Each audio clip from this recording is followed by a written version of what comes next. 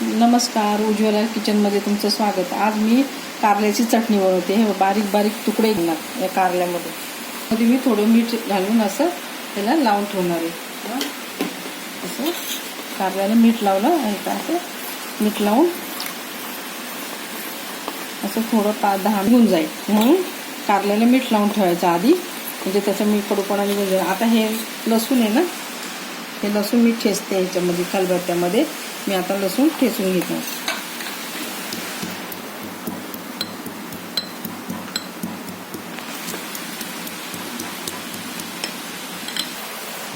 आता मी तेल घालते याच्यामध्ये.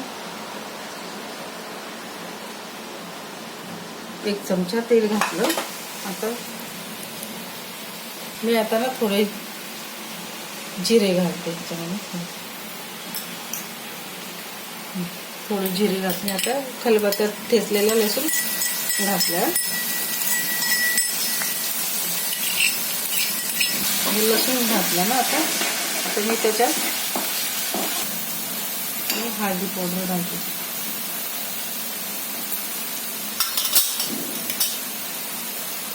हिंग घालते. हे मिरची पावडर,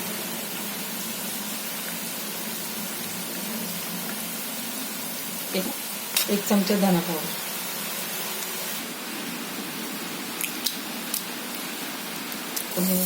कारले घातले. आता मीठ पिळून असं टाकायचं.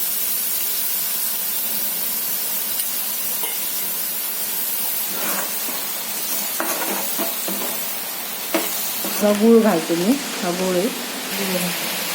ते घातलं होतं ना थोडं, मग थोडं कमी मीठ घातलं. झाली भाजी आता. म्हणजे आता मी थोडे शेंगदाणे घालते. भाजी शिजत आली. आता हे चटणी शिजत आली. आता थोडी कोथिंबीर घालते.